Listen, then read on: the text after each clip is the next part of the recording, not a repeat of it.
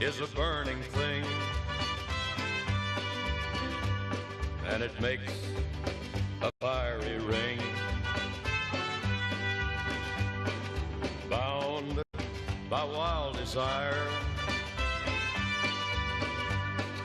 I fell into a ring of fire. I fell into a burning ring of fire. Went down, down, down, and the flames went higher.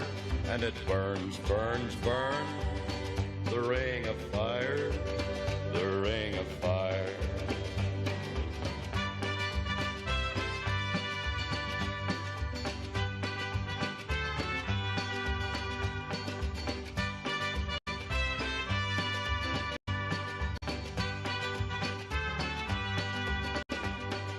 I fell into a burning ring of fire. I went down, down, down, and the flames went higher. And it burns, burns, burns, the ring of fire, the ring of fire. The taste of love is sweet when hearts like ours meet. I fell for you like a child. Oh, but the fire went wild. I fell into a burning ring of fire. I went down, down, down, and the flames went higher. And it burns, burns, burns, the ring of fire, the ring of fire. I fell into a burning ring of fire. I went down, down, down, the flames went higher. And it burns, burns, burns, the ring of fire, the ring of fire. And it burns, burns, the ring of fire, the ring of fire, the ring of fire, the ring of fire.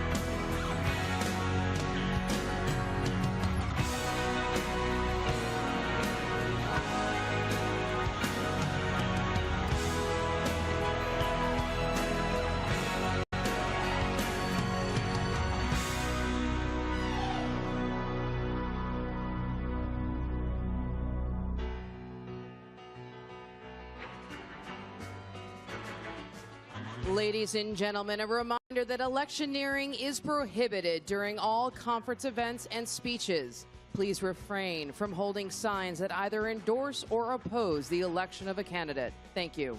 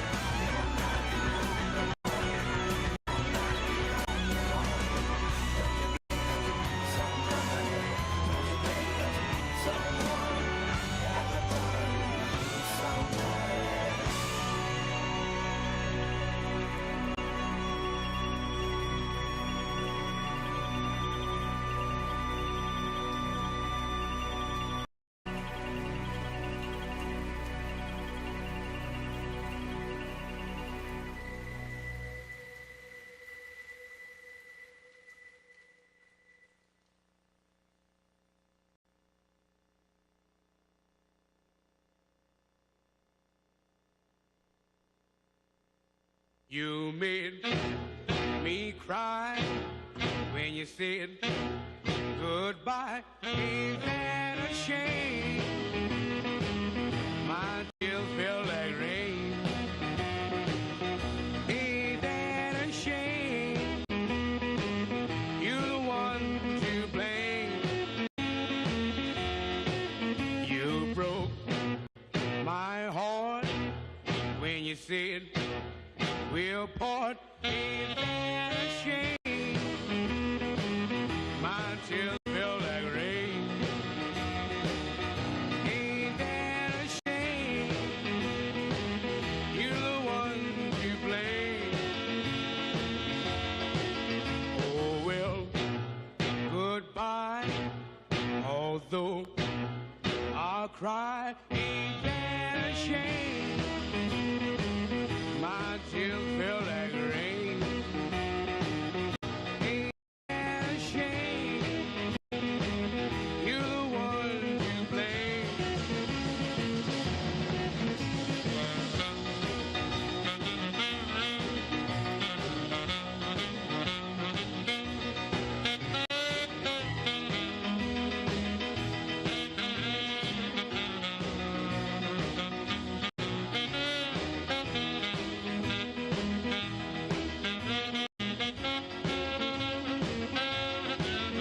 You made me cry when you said goodbye. Ain't that a shame?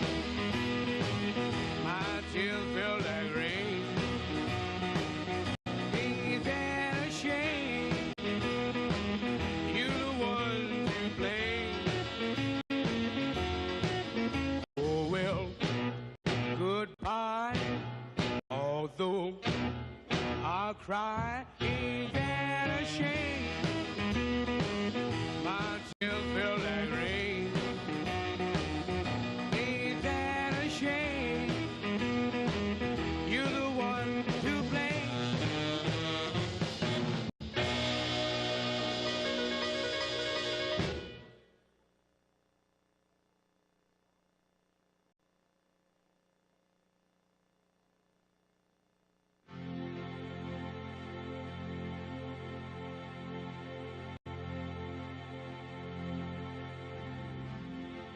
It's been 7 hours and 15 days since you took your love away.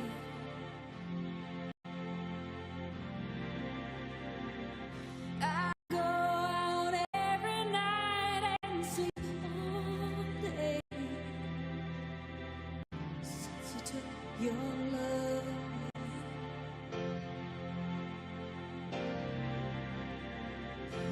Since you've been gone, I can do whatever I want. I can see whomever I choose.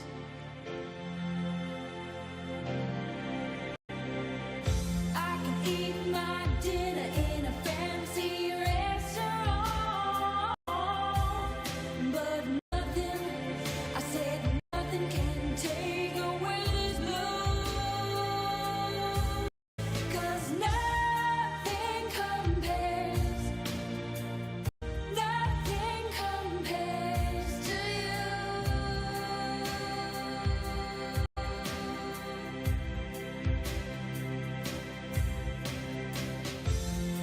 It's been so lonely without you here, like a bird without a song.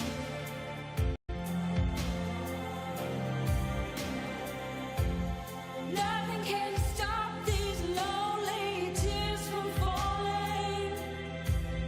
Tell me, baby, where did I go wrong? I could put my arms around every boy I see. They only remind me of you.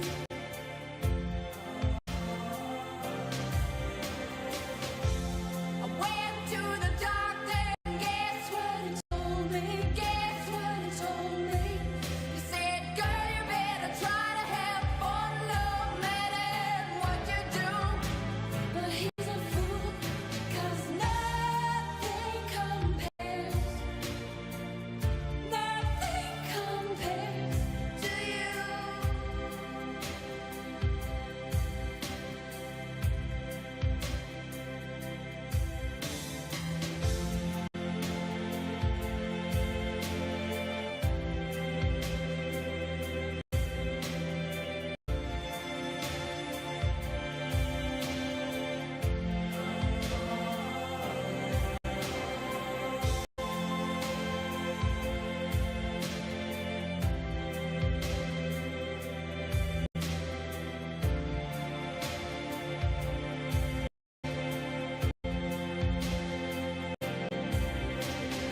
All the flowers that planted mama in the backyard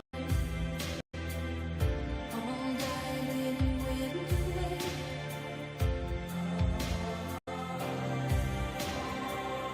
I know that living with you, baby, was sometimes hard, but I'm willing to give it another try. Nothing compares, nothing compares to you. Nothing compares, nothing compares to you.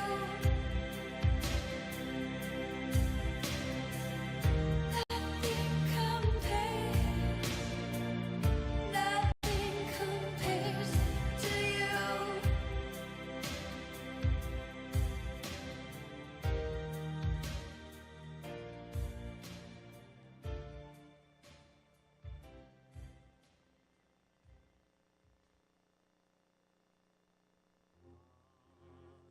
Point of no return, no backward glances.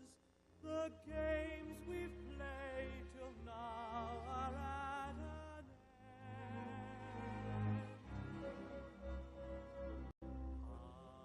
Past no thought of if or when, no use resisting. Abandon thought and let the dream descend. What raging fire shall flood the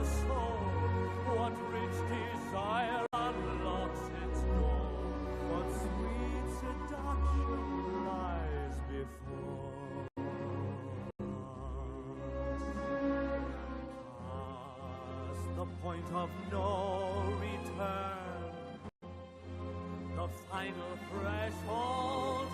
What woman spoken secrets will we learn beyond the point of no return?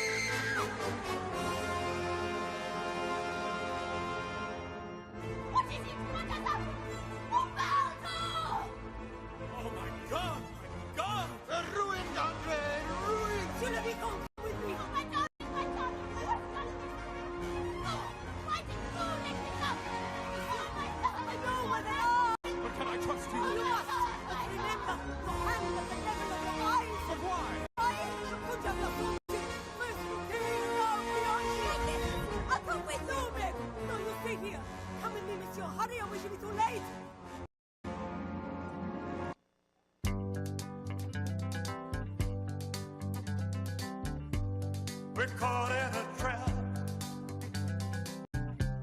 I can't walk out because I love you too much, baby.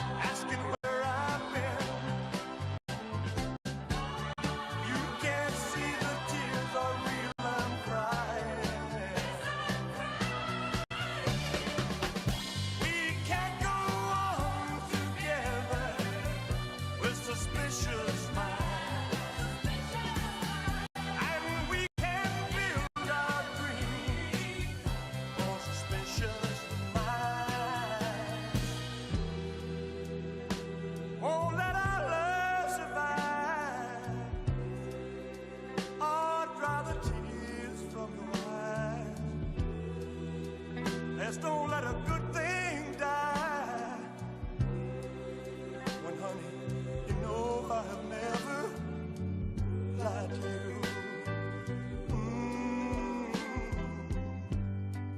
Yeah, yeah. We're caught in a trap. I can't walk out because I love you too much, baby. Why can't you see what you do with me when you don't believe a word I say? Don't you know I'm caught in a trap? I can't walk out because I love you too much, baby.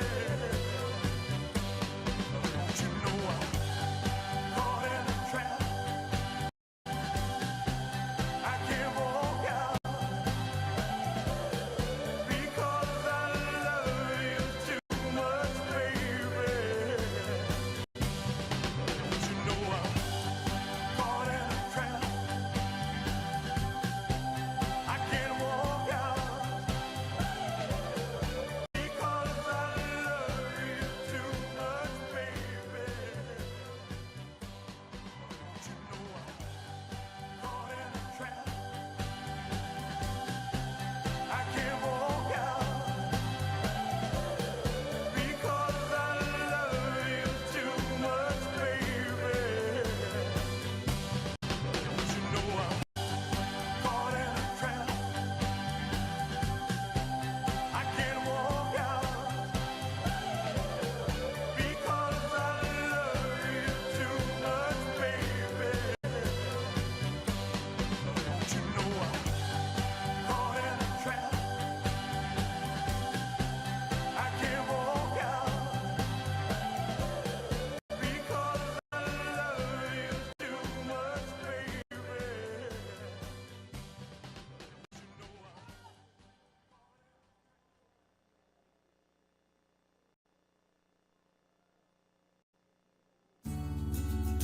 Good times for a change. See, the luck I've had can make a good man turn bad. So please, please, please, let me get what I want this time.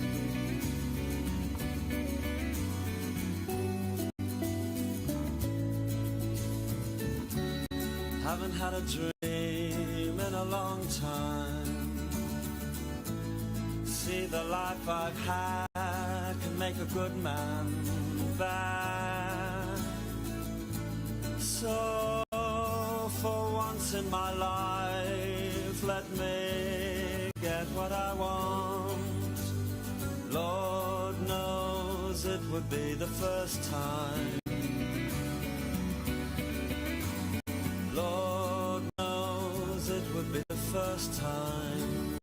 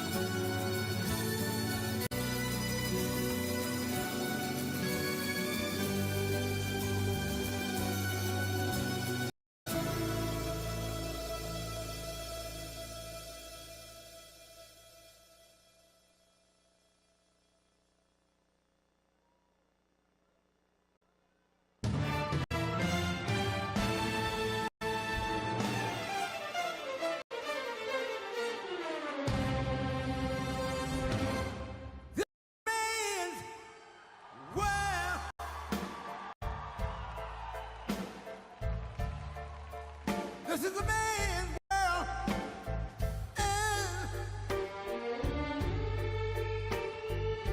But it wouldn't be nothing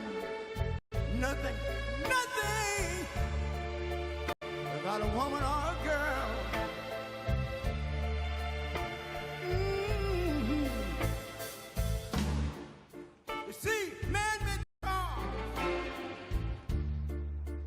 take us over the road. Man made the train, carry the heavy load. Man made the electric lights to take us out of the dark. And man made the boat for the water. Like my Bible said, Noah made the ark. This is a man's world. Ow! But it wouldn't mean nothing, nothing, nothing without a woman or a girl.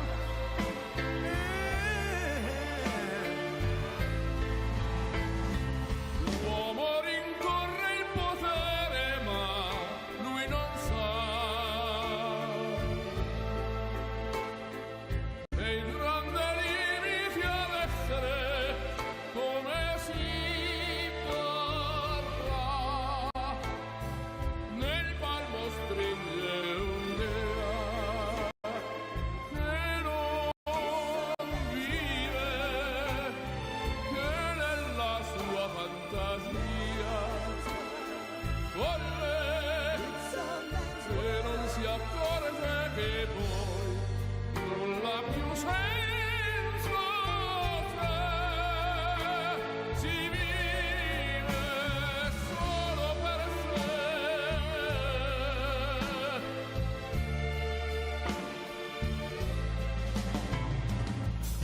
Man thinks about a little bit of baby girls and a baby boy. Man make them happy because man make them toys. But after man made everything he can, man made lira, pesos, dollars, rubles to buy from every good woman, every man. Ow! This is a man's world. Senso, se But it wouldn't be nothing. solo per sé,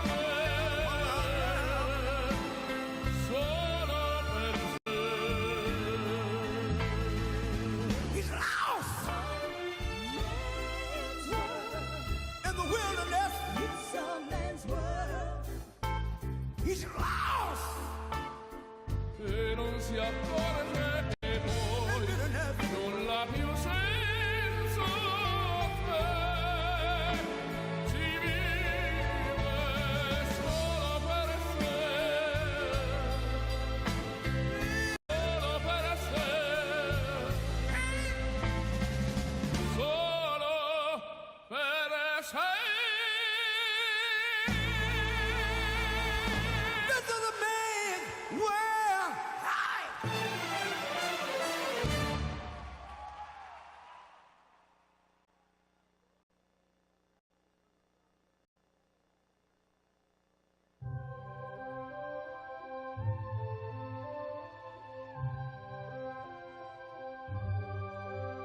Now I've heard there was a secret chord that David played and it pleased the Lord. But you don't really care for music, do you? Well, it goes like this: the fourth, the fifth, the minor fall, the major lift, the baffled king composing hallelujah. Hallelujah, hallelujah, hallelujah,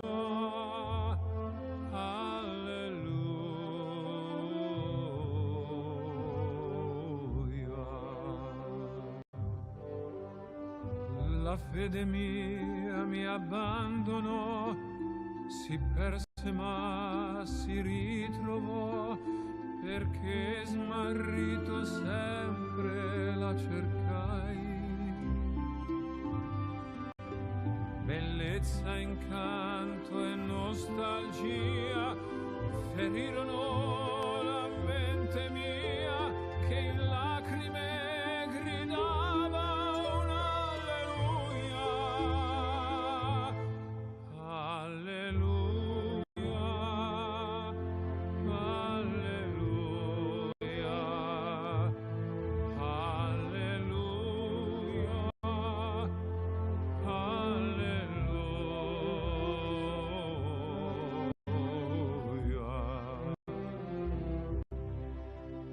il santo nome tuo dirò, un nome che ormai non ho, paura che risuoni dentro me.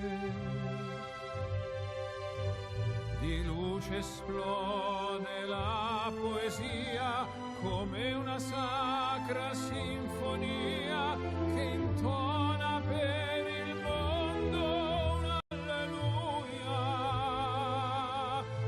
Alleluia. Alleluia. Alleluia.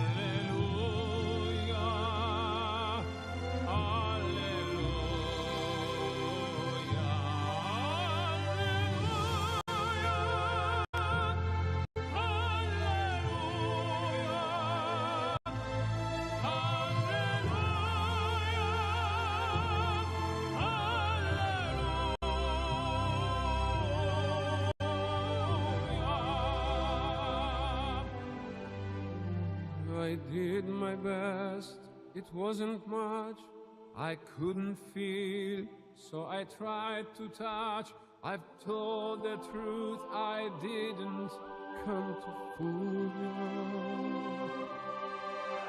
And even though it all went wrong, I'll stand before the Lord of Song with nothing on my tongue.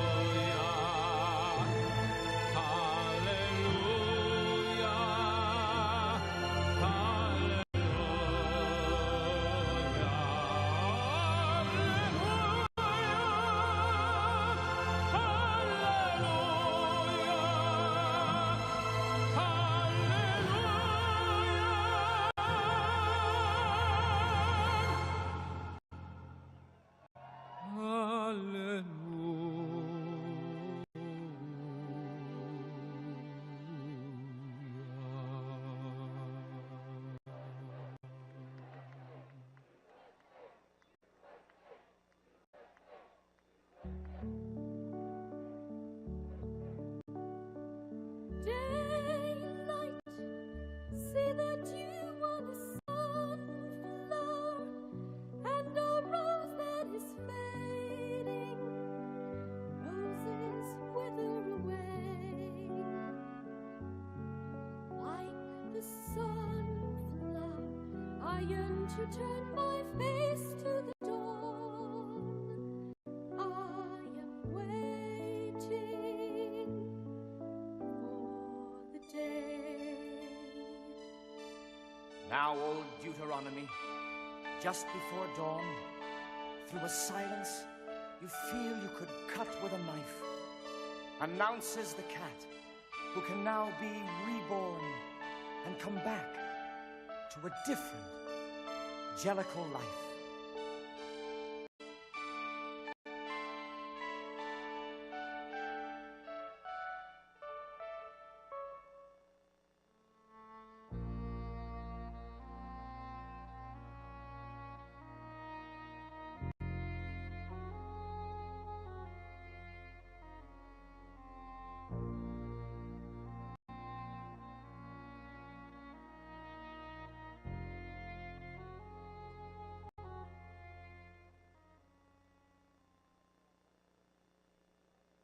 Ladies and gentlemen, the horribly and unfairly treated January 6th hostages.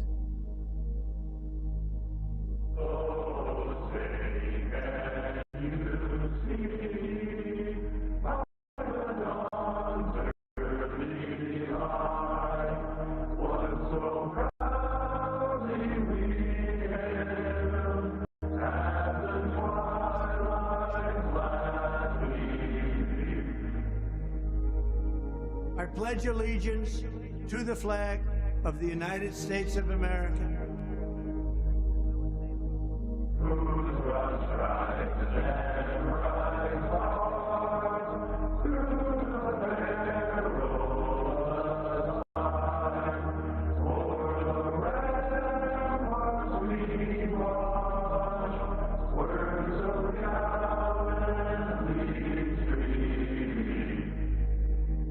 and to the republic for which it stands.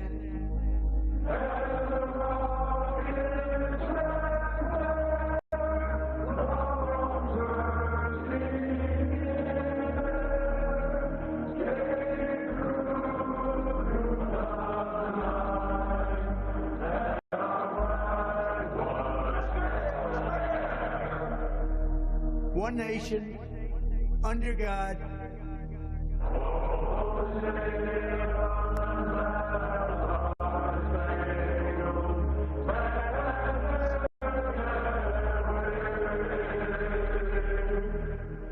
Indivisible, with liberty and justice for all.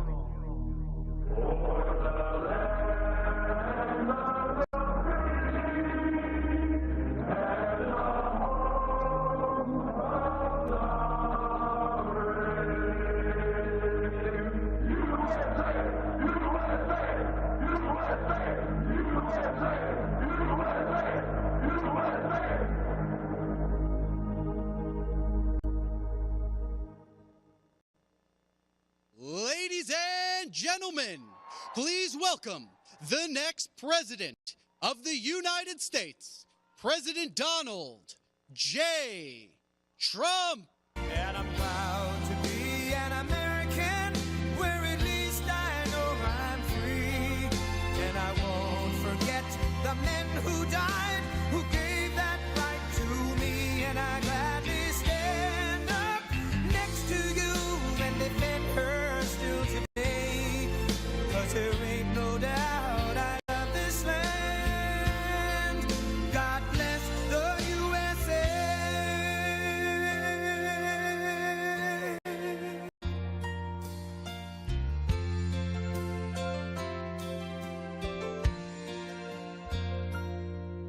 From the lakes of Minnesota to the hills of Tennessee, across the plains of Texas, from sea to shining sea, from Detroit down to Houston and New York to LA, where there's pride in every American heart, and it's time we stand and say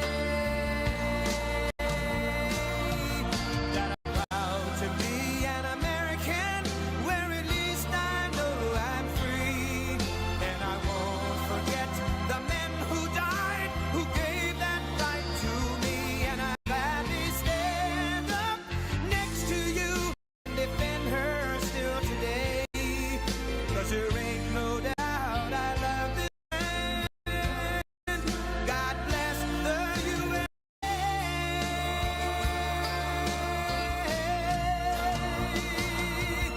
And I'm proud to be an American, where at least I know I'm free. And I won't forget the men who died, who gave that right to me. And I gladly stand up next to you and defend her still today. 'Cause there ain't no doubt I love this land. God bless you.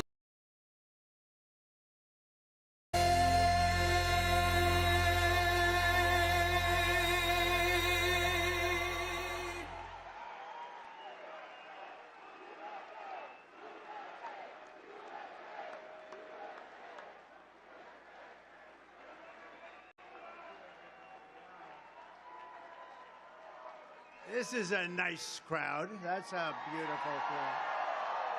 Thank you. That's a great honor. They have rooms packed outside of this hall. If anybody would like to give up their space, let other people come in, please let us know. We'll take care of it. It's a tremendous celebration. Thank you very much. And hello to CPAC. We've been coming here a long time, and it's gotten bigger and better and more beautiful. And thank you very much. It's a big election going on today. You probably have read a little bit about it. And I'm supposed to be in a slightly different location, not too far away, but nevertheless, it's different. And I said, no, I'm sorry, I have to be at CPAC today. I have to be there. And I want to thank Matt and Mercedes Schlapp, two great people, along with the entire staff. Thank you very much, Mercedes. Thanks, Matt. The entire staff of the American Conservative Union, that's what it is. It's a conservative union. It's also a union of common sense. I've been saying it more and more. You know, conservative, it's common sense. And I don't know, maybe we'll have to put that, Matt, on the bottom of that. A group of people with common sense to save our country and make America great again. It's pretty simple, isn't it, huh? We have a tremendous group of dignitaries, leaders, world leaders, and local leaders, but we have from all over the world people with us right now at this moment in the room. And just mention a few. President of Argentina, who's gotten a lot of publicity. He's gotten a lot. He's a great gentleman. You know, he's MAGA. He's MAGA. Make Argentina great again. It's true. No, and he said, I am MAGA. And then I realized he's one of the few who can really do it well. Make Argentina great again. Javier Milei. Thank you very much, Javier. Thank you. Thank you very much. It's a great honor to have him with us. Senator J.D. Vance. He's doing a fantastic job. Thank you, J.D. Congressman Corey Mills. Thank you. A very powerful competitor of mine. He is a quick one. He's a smart one. Vivek. Where's Vivek? Ramaswamy. Thank you. He endorsed me. When he endorsed me, I said, that's a great endorsement. Thank you, Vivek. Former senator and somebody that's been very nice to me over the years. I don't know why, but he has. Rick Santorum. Thank you, Rick. Where is Rick? Thank you. Thank you, Rick. Former acting attorney general, somebody that's been very loyal to the administration and to his country, Matt Whitaker. Thank you. Matt, thank you very much. The former chair of my Council of Economic Advisors, Kevin Hassett, with a nice smile, always has that beautiful smile. Somebody that very shortly will be a United States Senator, Carrie Lake. Where is Carrie Lake? Where is Carrie Lake? Wow, that's a pretty good hand you just got, Carrie, I'll tell you. Well, she was very close to being governor, but unfortunately, a lot of the voting machines just didn't work. They weren't working that particular day. The lines were miles long. They weren't working too well that day, Carrie, but it's one of those things. And then the judges said, well, not our fault. We better straighten out our elections pretty fast, because otherwise we're not going to have a country any longer. That's true. Thank you, Carrie, very much. U.S. Senate candidate from Virginia, Hung Cao. Whoa, he's got support. He's got some support. Wow. Wow. A man who is tough and smart and loves our country. He's the head of America First Legal. He's won a lot of cases, I can tell you, and he's a real guy. He's a real patriot. Stephen Miller, my friend. Stephen Miller. He's around here someplace. There's a lot of people in this room. Thank you, Stephen. President of the Vox Party in Spain, Santiago Abascal. Thank you very much. Thank you, Santiago. Great to meet you. They've made a lot of progress, too. He'll be number 2 and number 1 very shortly, it seems like. That's what I'm reading. Let's see if, you know, a lot of it's fake news, so we can't go by everything. But that's what I'm hearing. Federal Deputy from Brazil, Eduardo Bolsonaro. Eduardo, wherever you are. North Carolina GOP chair, and I think he'll be probably going to a national position very shortly, Michael Whatley, fantastic guy. And we all know and love a man who great bravery in the administration, really a brave person. He went through hell and back, and he beat everybody. He just beat them along the way. Rick Grinnell. Thank you, Rick. The president of Moms for America, Kimberly Fletchner. That's a good group. They just gave me their award. Thank you for that wonderful award. How about Moms for America picked Donald Trump as the Man of the Year? Can you believe this? Have I made progress? Ah, boy. And a man, single greatest advertiser and purchaser of advertising in the history of America, Mike Lindell.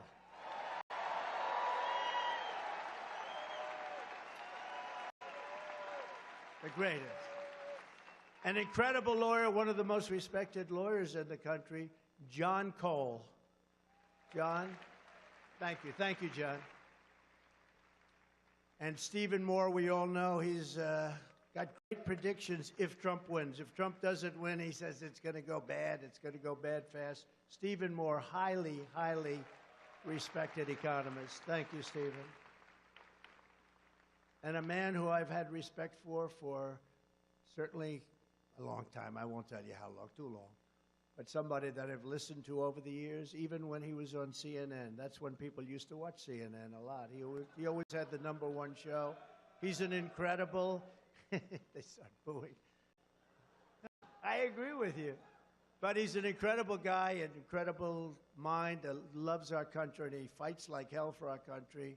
The great Lou Dobbs. Where's Lou? Thank you, Lou. You look good, Lou. And we have Tom Fitton. We have so many people. Tom Fitton. Where's Tom Fitton? Stand up, Tom Fitton. Stand up, Steve Bannon. Where's Steve Bannon? Where's Steve? Where is Steve? Stand up, Bannon. Where the hell is Bannon? Oh, he still looks good? Tom always looks good. I don't know. I think he does that weightlifting stuff, Tom, right? But Bannon looks good. We love Steve. We love them all. We love them all. We have so many others in the audience, and I want to say hello, but we have to get down to business because I want to win the award as the best, whatever the hell they call it, the best speaker, I think they say. Who made the best speech? And if I keep introducing people, I'm not going to win it this year. I've won it like 9 years in a row, right? I got to get going. So thank you, everybody, for being here. We appreciate it very much. We appreciate it very much. Gorka, did I see the Gorka man? Yes, stand up, Gorka. Quick, get up. How good is he? Sebastian? Seb. They call him Seb. I call him Sebastian. Thank you, Sebastian. I just spotted you. It's lucky you're nice and tall. 4 years ago, I told you that if crooked Joe Biden got to the White House, our borders would be abolished, our middle class would be decimated, and our communities would be plagued by bloodshed, chaos, and violent crime. We were right about everything.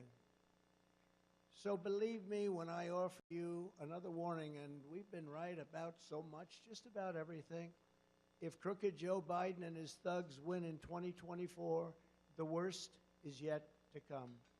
Our country will go and sink to levels that were unimaginable. And just think about it. With 4 more years of Biden, the hordes of illegal aliens stampeding across our borders will exceed 40 to 50 million people. Medicare, Social Security, health care, and public education will buckle and collapse. It will collapse. As sure as you're sitting or standing there, it will collapse. Our economy will be starved of energy by crooked Joe's vindictive Green New Scam. It's a Green New Scam. It'll be the destruction of our country. It is indeed a scam, and most of them know it. Some of them, the fools, believe it, but most of them know it. Millions of manufacturing jobs will be choked off into extinction, and you'll have constant blockouts and blackouts and rampant inflation. Ruthless gangs will explode even more into the suburbs, and when they talk about suburban women, they're going to love me so much. They're going to say, oh, I wish we had that guy back. The gangs will be invading your territory, I can tell you that. While weaponized law enforcement hunts for conservatives and people of faith, religious, Hamas and Antifa will terrorize our streets while their brutal ideology, and it is brutal indeed, it is brutal and horrible like nobody's ever seen before, takes over our schools. China will dominate us, not just economically, but militarily, and that's what they want, and that's where they're heading. But they weren't heading there with me. I took over $400 billion out of China, and they weren't too happy about it. And then all of a sudden, we had the China virus. Now, I happen to think it was incompetence, but a lot of people disagree with that. And a declining, crooked Joe Biden. He's the crookedest, most incompetent president in the history of our country. We'll soon have us losing World War III. We won't even be in World War III. We'll be losing World War III with weapons the likes of which nobody has ever seen before. These are the stakes of this election. Our country is being destroyed, and the only thing standing between you and its obliteration is me. It's true. It's true. Viktor Orban, somebody I respect greatly. A lot of people respect him. Tough guy, smart guy. He made the statement recently. He said, you bring back Trump, it'll all stop. They all listened to Trump. They respected Trump. He actually said it stronger than he said they were afraid of Trump. I don't want people to be afraid of me. But he said China was afraid, Russia was afraid. They were all afraid of Trump. Bring him back, and it'll all go back. And I will tell you, we had things at a level that nobody's ever seen before. We had no wars. We had defeated ISIS. We got rid of the worst terrorists in the world. You know that. And solely defeated. We took 100% of ISIS gone. And then we had no wars for 4 years. We had no wars. First time in 72 years that happened. No wars.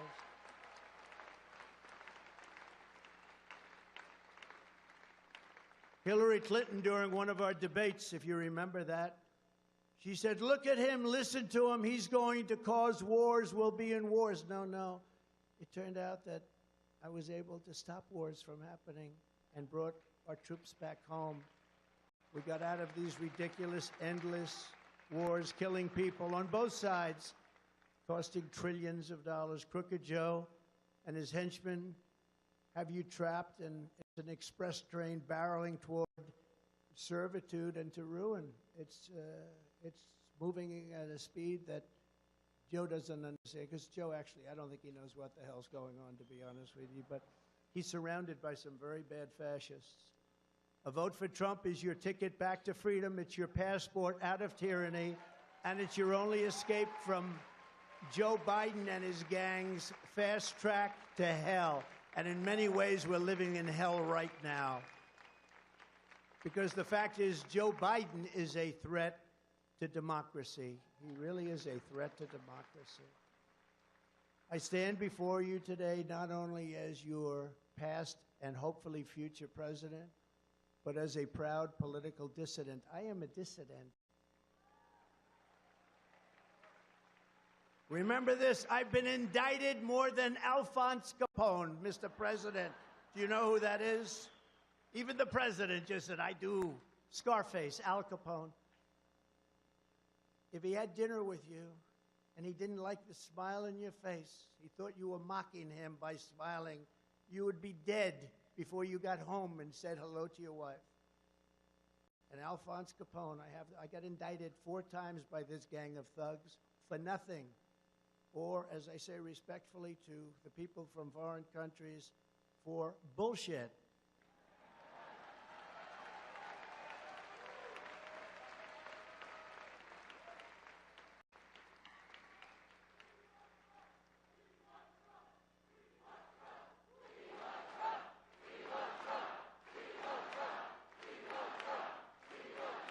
Thank you very much.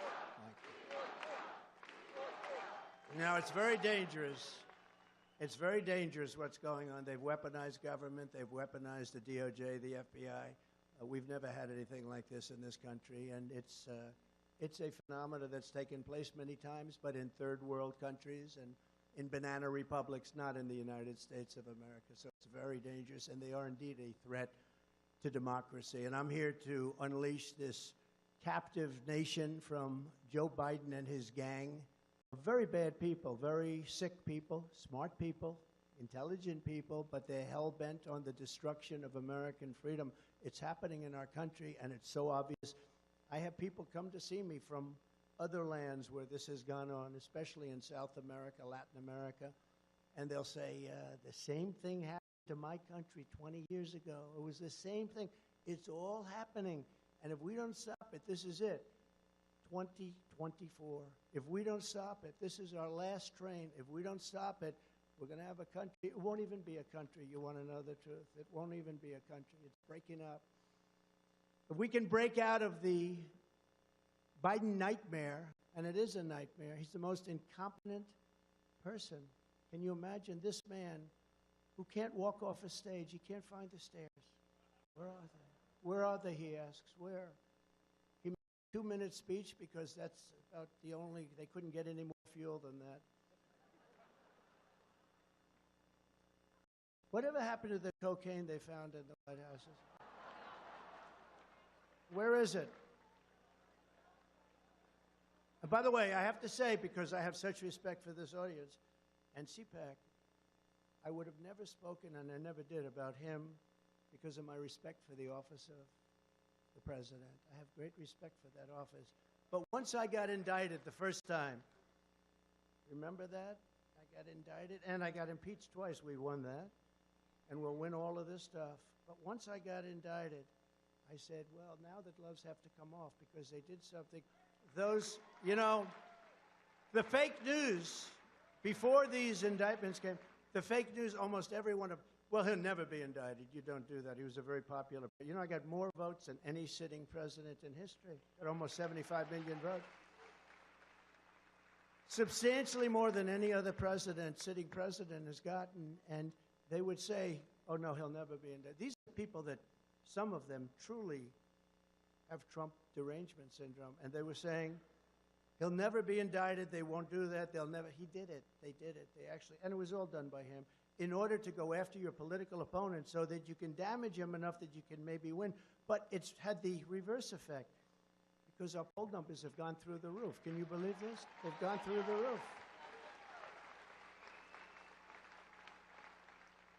That wasn't supposed to happen, and it's probably never happened before. I've watched over the years as politicians get indicted, and they start by going to a microphone about 2 minutes after it happens.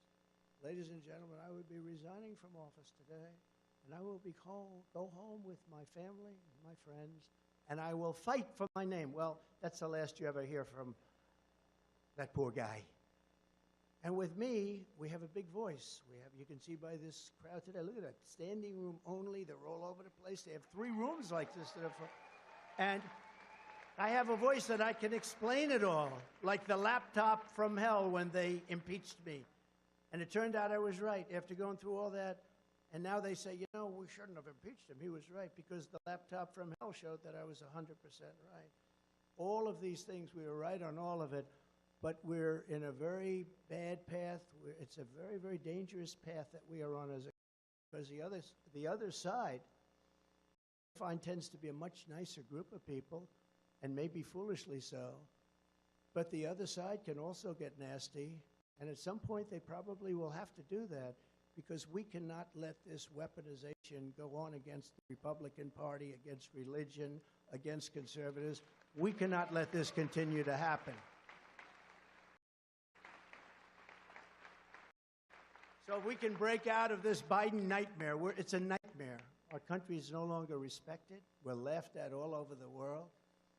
We have to break out of the nightmare that we're in. And we have it in the grasp to make America richer and safer and stronger and prouder and more beautiful than ever before. I think we have a final shot at it, but if we don't do well in this next election, or if they cheat enough that they can steal it, which is, I think, the only way they can win.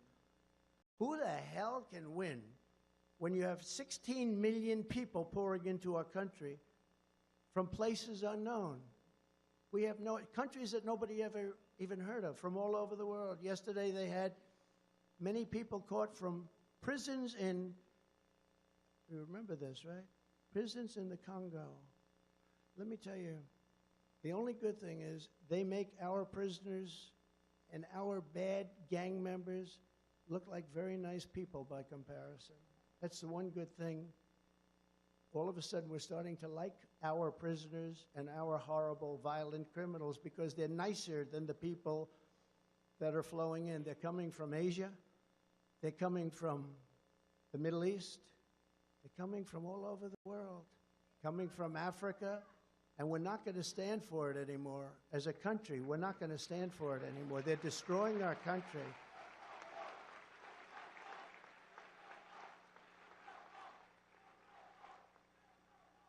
And we built 5, think of it. We had the safest border 3 years ago. We had the safest border in the history of our country. Now we have the worst border in the history of the world. There's never been a country ever, third world countries, they've never been like this. They would have fought with sticks and stones. They didn't need rifles. We have the best in the world, but we let everyone, because we're fools. Either they want to destroy our country or they're stupid. And I don't think they're stupid, because anybody that can cheat on elections like they do is not stupid. That means they want to destroy our country. But who can win an election when you have that? Who can win an election when you have high interest rates, you can't buy a home, where you have bad education, where everything's woke? We did things that nobody can imagine. So many things. 1,000 elements we did. We have a book, the 1,000 things. We did things that nobody could even imagine. And then all of a sudden, something very bad happened. Israel would have never happened. The attack on Israel would have never happened. Remember, Iran was broke. They were broke. Ukraine would have never happened. I talked to Putin a lot. I got along with him well. Although he did announce the other day that he'd much rather see Biden as president. And I agree with him. I agree. Because, you know, I ended Nord Stream, right? I ended Nord Stream. Nobody ever heard of Nord Stream 2. That's the biggest pipeline in the world. Going into Germany, what's that all about? We defend Germany and Europe, and then they go and pay billions of dollars to the people that we're defending them against. How do you figure that one, right? And I stopped it. It was over. And then Biden comes in, and within 3 days he approves Nord Stream. But he kills Keystone Pipeline, right? He kills Keystone. He approves the Russian pipeline, the biggest in the world. Billions and billions of dollars a month come flowing in. But he ends the Keystone XL pipeline. And then they say, Trump is too nice to Russia. I'm nice. I'm the one that gave him the 100 javelins, the thousands of javelins that knocked out the tanks, but they knocked out 100 tanks in the first 2 days with javelins that I gave.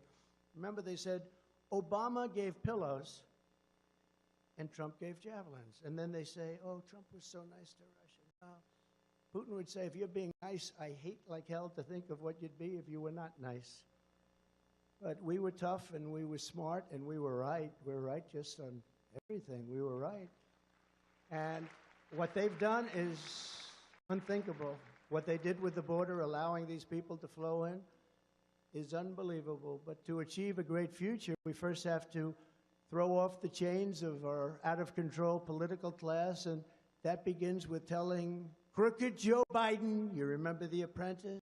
Crooked Joe Biden, you're fired. Get out of here. Get the hell. You're destroying our country. You're fired, Biden. Get the hell out of here. Right?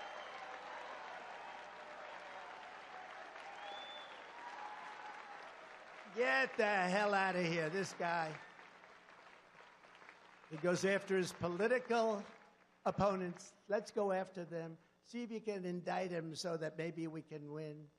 A little bit of a backlash when the numbers go up. But anybody that does that and all these other things they've done, they're destroying our country. We're not respected anywhere anymore. We're laughed at. We've become a joke as a country.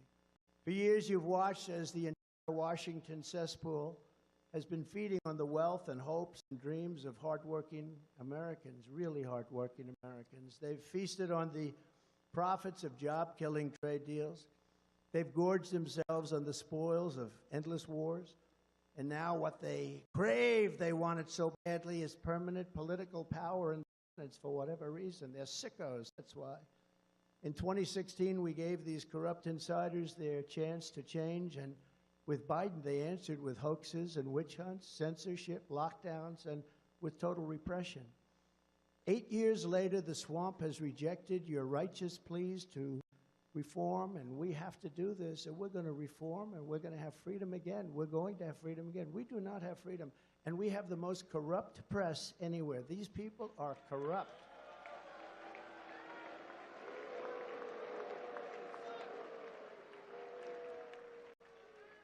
They are corrupt. Not all of them, about 92%. No, you have some wonderful journalists, you really do, but they're just overwhelmed by the people that know they're doing so wrong. I watch ABC, CBS, NBC. I mean, it's so, I don't even talk about CNN because nobody watches that anymore. MSDNC is horrible, horrible. But fortunately, not a lot of people are watching them anymore. They've tuned out. But the press has to straighten itself out. You know, they're all doing badly, and they're doing badly because they're fake news. That was another one we called, right? Fake news. The only problem with that term, it's not strong enough. I wish it was stronger. At the ballot box this November, it's you and the people you have to be, and we'll deliver a reckoning like they haven't even imagined before. We're going to straighten out our country. We're going to bring our country back. For hardworking Americans, November 5th will be our new Liberation Day, but for the liars and cheaters and fraudsters and censors and imposters who have commandeered our government, it will be their judgment day. Their judgment day.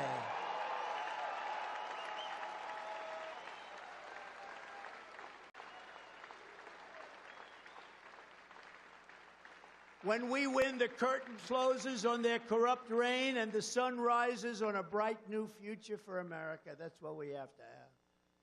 I believe it's our last chance. You know, I used to say how important in 2016 that you got to do it. It's the most important election. I meant it, but that was nothing compared to where we are now. We had a big border problem, and I solved it.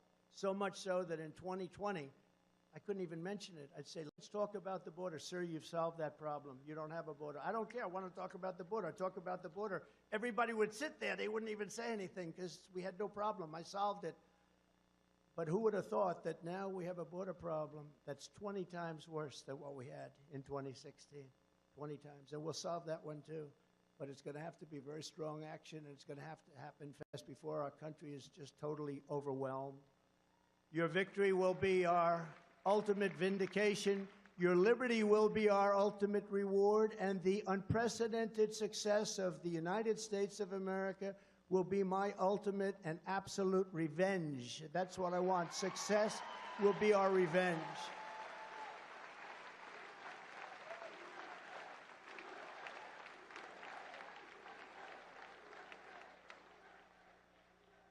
I love those young people over there.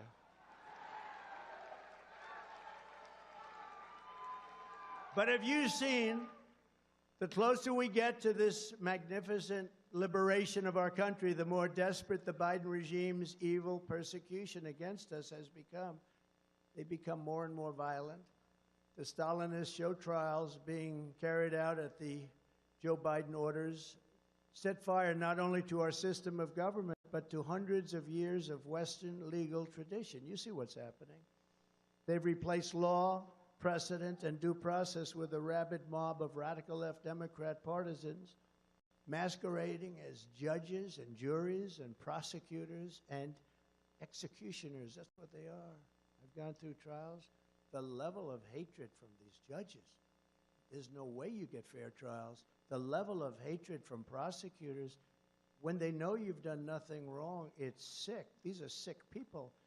The only crime I've ever committed is defending America and those who want to destroy it. I will fight those who want to destroy it.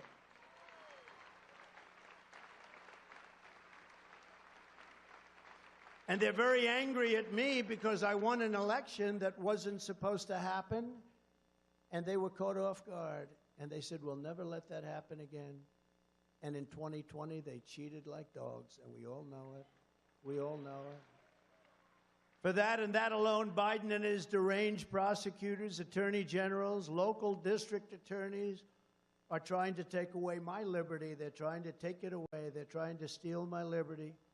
If there's any shred of justice left, they will fail and we will win. And so far, we're doing very nicely. Thank you. But I'd rather lose my freedom than surrender to this group of thugs and tyrants, fascists, scoundrels, and rogues. The more the corrupt establishment tries to stop us, the more you know the day is near at hand when we will break free from their grip. We're going to break free very soon.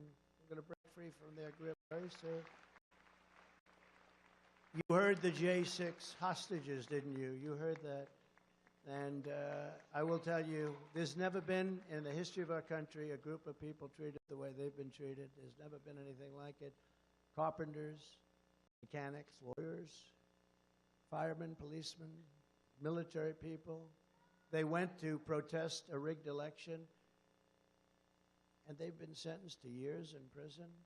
When they burn down Portland and they take over a vast section of Seattle and they burn down Minneapolis, and I had to watch television as a CNN reporter is standing saying, "This is a peaceful protest." I'd like to say, "This is a peaceful protest." And the whole damn city behind him is burning to the ground. Did you remember that? As far as the eye could see, Minneapolis burning to the ground. This is a peaceful protest. And then he got hit on the knee and he went down. It was crazy. No, it's crazy what's going on. And I tell you what, if I didn't bring in the National Guard, because the governor didn't want to do it, they'd never want to do it. If I didn't bring in the National Guard, I wish I didn't wait 6 days, but if I didn't bring in the National Guard, you wouldn't even have a city there. You wouldn't even have, that city was going down. They'll only motivate us more to make America great again. We have to make America great again. That's our mission. People say, "What is your mission, sir?"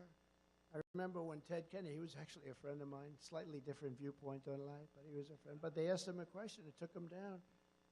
"What plans do you have for America? Why are you running?" And somehow, that's a much harder question than you think because, you're answering all the little details. Then they ask, "What are your plans for America?" It took him down, actually took him down. I just say, my plans are very simple. Make America great again. That's all I say. Make America great again. Very simple.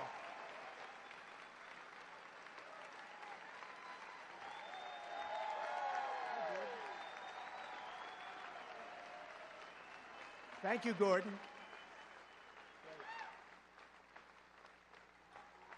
The first and most urgent action when we win will be the sealing of the border, stopping the invasion, drill, baby, drill, send Joe Biden's illegal aliens back home. We'll do all of those things, and we're going to have to do them fast because no country can sustain what's happening in our country. You look at New York, where I originally came from. I love New York. And you take a look at what's happening. Hundreds of thousands of people, they've taken over the streets, Madison Avenue. They've taken over Queens. They've taken over Brooklyn and the Bronx. They've taken over the whole city. The little leaguers can't play anymore because people are there that can't play. But it took longer than I thought, but I predicted this. It's called the migrant crime, and it's far more deadly than anybody thought. They will actually have fistfights with police in the middle of the street. You saw that the other day, where they attacked police. Even our bad criminals, they never had fistfights with a cop. They do things and they talk and they shout, but these guys are actually, and the interesting thing? In their country, if they ever did that, they'd be dead within seconds. They'd be dead. I know where they come from. I know the people that run those countries. I know the presidents and the dictators. I know every one of them. Some are dictators, some are prime ministers, but they're tough guys. They're tough guys. And those thugs that gave the middle finger to our police and then started fighting them and actually threw 2 of them down and started beating the hell out of them, although they fought back bravely, the 2. But these are tough people, and they know that in their country they'd be dead within minutes. They would be dead as a doornail within minutes. And so they came over here. So it took a long time, but now it's talking. Now you're seeing it. It's migrant crime. It's a new category of Biden migrant crime, but it's too long.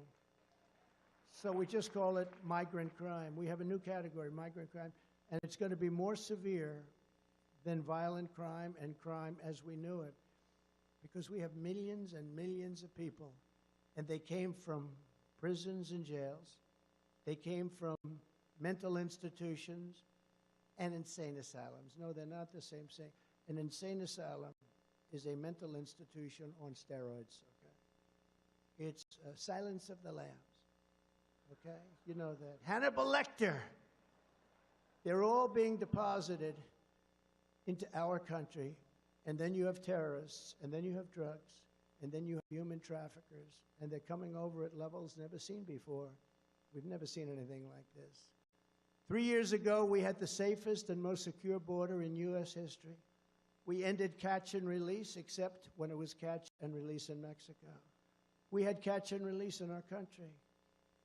We built 571 miles of border wall, far more than I said I was going to build, and I couldn't get the damn thing through Paul Ryan. He stopped at Paul Ryan, a super rhino. He's a super rhino. I couldn't get it through Paul Ryan. Mitch McConnell. They said, sir, if you wait till next year. I said, you sure? They said, don't forget I had never done this stuff before. You know, I'm the president, and these guys are bullshitting me. They said, sir, if you would just sign this budget and wait, next year we'll put it, and then next year came. I said, where's my wall? They said, sir, we're not going to be able to get it. You know, in the meantime, they give trillions of dollars to the Democrats for the Green New scam. So what I did is I approved the military, and I took it out of the military. That's how I built it. I built the wall through the military. And the military, by the way, the Army Corps of Engineers did a great job.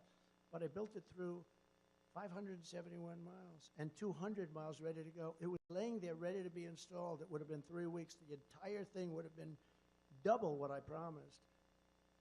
And then we had the rigged election, and they said, we don't want to build the wall. We don't want to build it. And I said, you know, they really do want open walls. I figured it was maybe just talk. I said, they really want an open border. Nobody could understand it. They really want an open border. And that's when it began. And that's when our country had really, because we can look, we can drill, we have more energy, we have more liquid gold than any other country. We can drill, we can do all of these things. But we have a problem because we have, by the time this guy, trying to be nice, but I don't have to be nice anymore because he indicted me. But I'm trying to be nice anyway. But by the time this guy gets out of office, we'll have 18 million people, in my opinion, in our country that shouldn't be here. And they do come from prisons and mental institutions, and they are terrorists. And we're going to be paying a price, and it'll be the largest deportation in the history of our country. And we have no choice.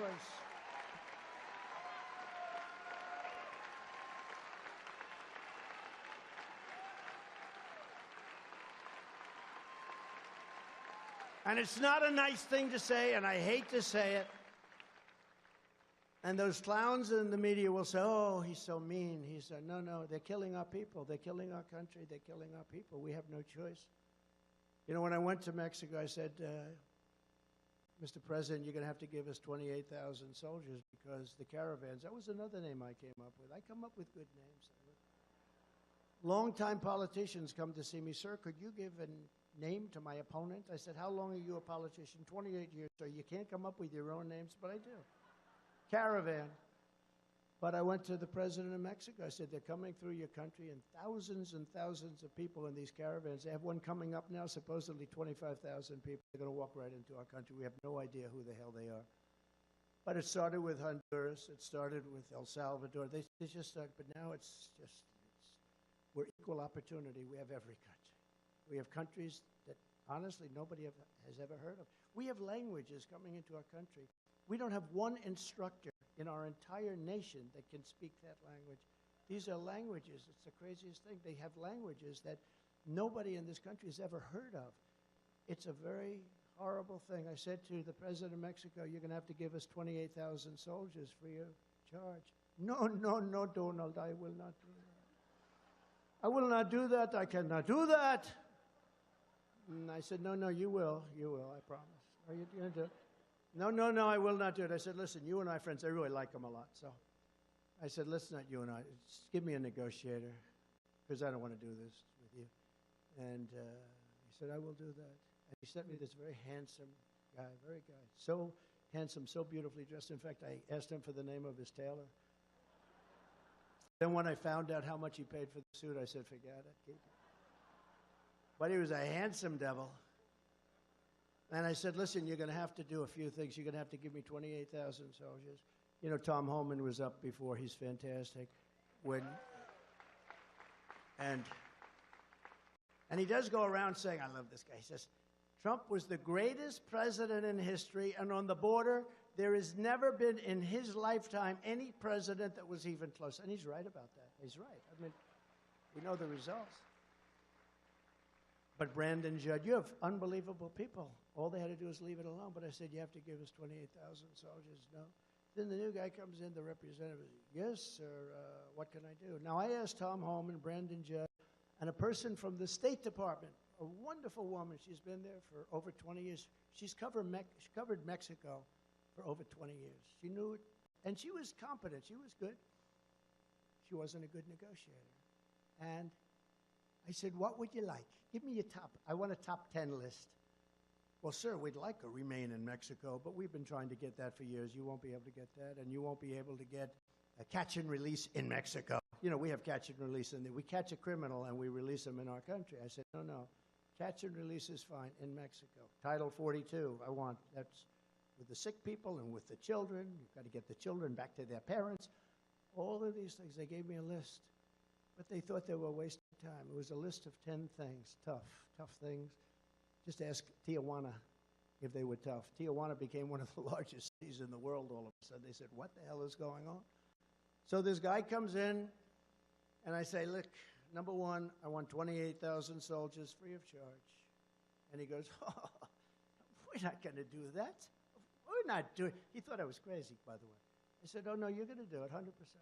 No, we're not going to do it. I said, you're going to do it. I guarantee you, you're going to do it. He goes, no way. I said, way. And he said, we will not do that, sir. We will not do that. I said, here's what else you're going to do. Remain in Mexico. Nobody comes into our country until they're checked at the border. You're going to do remain in Mexico. You're going to do catch and release into Mexico, not into our country. You're going to do all sorts of things. You know, we had a lot of medical problems. People were coming in deathly with a disease, highly contagious disease. I said, I don't want our people catching these diseases that we never even heard about. They have diseases nobody's ever even heard about. I'm sorry. I feel badly for the people, but we don't want to have this contagion in our country. I'm sorry. And we did that. So we had a list of these 10 things, one tougher than the next. And he said, we're not even going to think about this. And the person from the State Department, this really good woman, but she said, sir, you're just going to be wasting your time. And I said, all right. I said, I'll make you a little bet. I'll bet you I get all 10 within minutes. And she thought I was crazy, too. So after he said, no way, I said, way. And then I said, here is what's going to happen. If you don't approve this and if you don't give us those soldiers, and their soldiers are not politically correct. You know, our soldiers, if you say, excuse me, madam, you're not supposed to be entering our country. Ma'am, please don't enter our country. Then they get indicted because they talk to her too rough, you know. We have the greatest soldiers in the world, but they're not allowed to do their job. I proved that with ISIS. Our soldiers knocked the hell out of ISIS once I took over and took it away from our fake television generals. We have great generals, but not the ones like Milley and these guys on television. They're fake. I had generals that were really tough. I had generals that I had to hold back. Okay? We have great military, and it's only woke at the top. I don't think it can ever be wokenized at the lower levels, because these are great people, tough people. I really don't believe they could do it. It was only at the top. And remember, when I let them go, 4 weeks. We were told 4 years, and it probably can't be done. I knocked it out in 4 weeks. Our military is great. I said to one of the generals, what's your name? Kane, sir. My name is Kane. He looked better than any movie actor you could get. My name is Kane, sir. I said, all right, Kane, what's your first name? They call me Raisin. I said, what? Raisin, sir. Your name is Raisin Kane? Yes, sir. I love you. You're the man I'm looking for. You're the man I'm looking for. And I said, why is ISIS so tough? He said, they're not tough, sir. They just don't let us do our job. I said, why not? He said, because this is after I flew to Iraq. You know, I flew to Iraq. in a plane. Some of you know the story. It was all dark. After spending 20 years and $1 trillion, we can't turn the lights on in a plane. I sat with the pilots, the most handsome human beings I've ever seen. Not my thing, but they're handsome. Not my thing. Not even a little bit, but they are handsome. Central casting. Better looking than Tom Cruise and taller. Okay, let's do it. So, I'll deviate on the story. Now, by the way, when I deviate, they'll say, oh, he went from... No. A really smart person can go through various stories, always come back and conclude everything. Okay. Don't worry, we'll get back to Mexico. But this is almost, right now this is more exciting. So the plane's off. I say, why are you doing that? Because, sir, we're flying over an area that's very dangerous, where we spent 20 years eradicating. And so I said, I want to go sit with the pilots, because I often do that. And I'm sitting with the pilots, and I get up there, I'm feeling my way up. And the plane was absolutely dark, no lights on the outside, no lights on the inside. It was a little spooky. We're up there 40,000 feet getting ready to start going down, and they're telling us we can't have any lights, no lights in your cabin, sir. And then they pull down the shades anyway. So I'm sort of feeling my way. I get up there, and I see this captain with the crew cut, the whole deal he's got. Yes, sir, it's an honor to be with you, sir. And I say, Captain, I don't see any lights. You know, we're getting close. Is there a problem out there, Captain? No, sir, we'll be landing in less than 30 minutes, sir. I say, all right, and I'm sitting in a seat that's right in the back between these two handsome human beings. And, you know, they always give the best pilots, Air Force One and Marine One, the helicopters you have, which is good.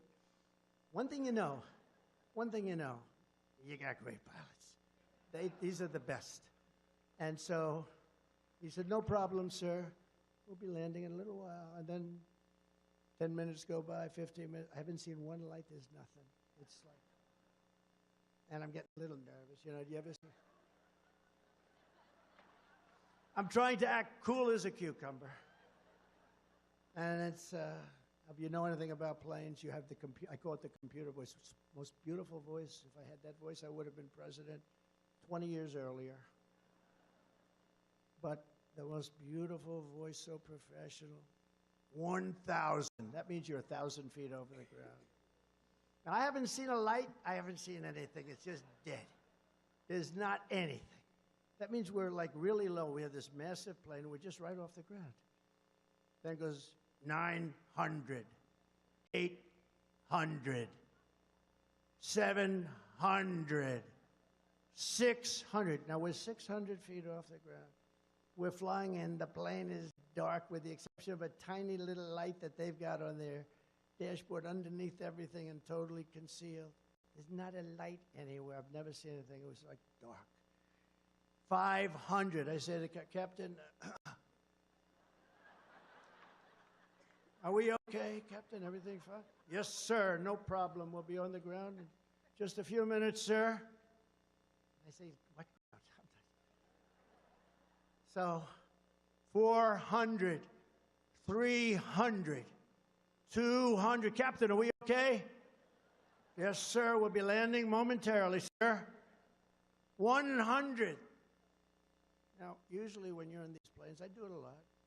You have lights bursting, you know, big lights. You got a runway, it's lit up like a candle. There's not one light. There's not even a little, what they call a pigeon light. That's a tiny little light. 100. And I want to ask him again, but I want to show some bravery. Because I thought we were going down for the count. And then all of a sudden, and it's genius, there is no light. And then all of a sudden, 100, and then bing, beautiful landing like nothing to it. Sir, it was an honor to be with you today, sir. Thank you, Captain. Does anybody have a towel? I'm saying, does anybody have a towel? I need a towel. So now I'm walking out and getting ready to go down and meet the generals in Iraq to find out why we're not defeating ISIS. And I see my staff, and I say, that was quite an experience I just had. Yes, sir. Great landing. They said, yeah, well. And I said, let me ask you a question. Is the President of the United States allowed to give himself the Congressional Medal of Honor for bravery? Because I did a very brave thing. I was so brave. Am I allowed to do it? And they said, sir, it would not be a good thing to do. Now, here's the problem with that story. The fake news media will lead to more. Donald Trump wanted to give himself the Congressional Medal of Honor. It's true. It's true.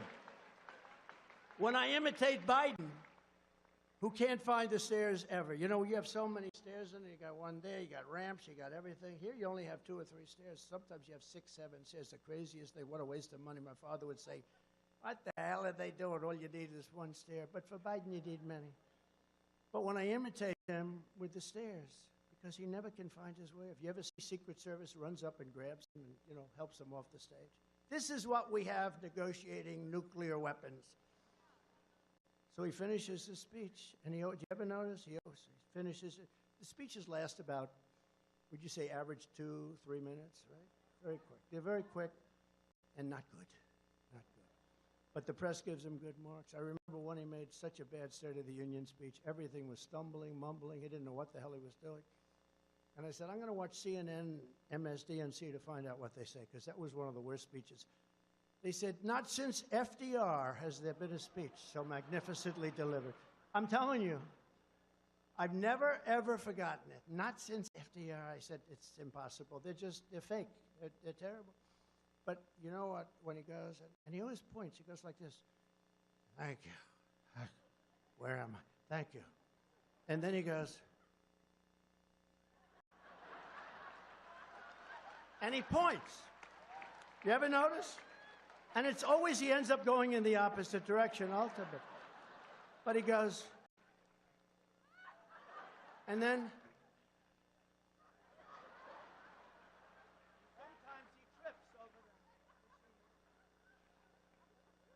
and then we don't have it here. But if there's a wall behind him, he ends up walking into the wall. And then one of these incredible guys from Secret Service, all these beautiful guys, they run up stage. Look at these guys, like central casting, right? They'll run up stage, they'll grab them, and they're not meant to smile. You know, they're very hard line. When I tell stories, they're like this. I guess they're trained that way. They never smile. You say, good morning. Well, sure. They actually turn away. It's good. This way you don't have to say good morning all the time, okay? No, they train them this way. But so one of these guys will run up and grab him and take him off the stage. This is what we have as our president. But the worst thing is when I do that, the fake news. I call up my wife, our great first lady. She was a great first. People love her. Yeah, people love her. Oh, look at that. Wow. Mercedes, that's pretty good. Yeah, she's good. And she loves our country, and she loves the people. It's true. When I give these big rallies, we give rallies, they say, we love our First Lady. They have signs, we love her. They always show a high heel, you know. But we love our First Lady. But I call up our First Lady, I say, so, baby, how good was that? She goes, you were okay. She's a very tough critic. I'll go into a group, I'll speak in front of 55, 56, 68,000 people sometimes. I'll call her up and say, how good was I tonight? Was that unbelievable? She goes, well, your hair didn't look good. Oh, that's not good. But it's very hard to get like, you know, once in a while she goes, you were really good tonight. But that's like a major. But I said, in this case, I said, how good was that tonight? She said, you were really good tonight, but what happened? You couldn't find your way off the stage. Because the fake news said Donald Trump couldn't find his way off the stage. I said, wow. Or when I interject a name, like I go, our president, Barack Hussein Obama. Rush Limbaugh, remember? He would always, right, Seb? Rush would go, Barack Hussein. You couldn't hear Barack or Obama, but the name Hussein, he'd be screaming. I don't know exactly what he meant by that. I think I do. But he'd go, Barack Hussein. So I'd go, Barack Hussein Obama, our president, has done this. Now, I meant that because there are those people that say he's running our country because Joe is not strong on aptitude. So there are those. We don't know that that's true. But they go out and they say, Donald Trump, headline. Donald Trump doesn't know who the president of our country. He thinks Obama's the president, Lou. Look at the great Lou Dobbs. He thinks Obama is the president. So when I'm sarcastic, because I'm sort of a sarcastic guy, I find humor in sarcasm, but it's very dangerous to do because they take it very seriously. But it's a very serious because of what happened. To finish the first story, what happened? Hey, by the way, isn't this better than reading off a frickin' teleprompter? Right? Right? Anybody can do that except for Biden.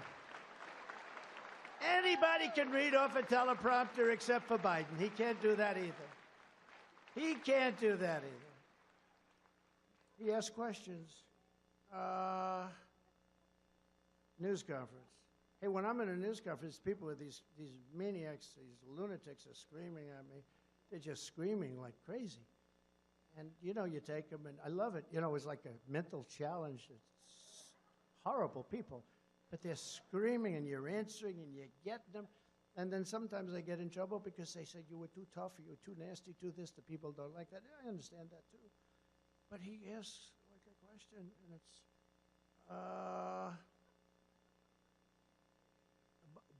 Bob from NBC. Okay. Mr. President, sir, we just wanted to know, are you feeling well, and was everything good? And did you have ice cream today?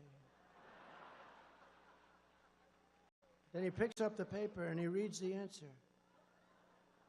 Yes, it was vanilla. No, but think, they ask him questions and they give him an answer. That never happened to me, right? I walk out there and it's like a free-for-all. But it's a sad thing. Okay, so now I go off and watch. You know this is all genius, okay? You do know. I hope you know. I always say my uncle was the longest-serving professor in the history of MIT, Dr. John Trump.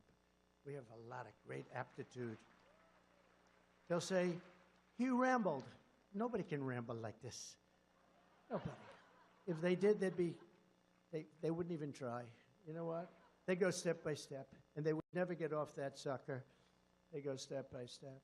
But what happens, and it's very interesting, we get on the plane, we get off. Now I've just learned that I should not give myself the Congressional Medal of Honor. My people are saying, can you believe he asked that question?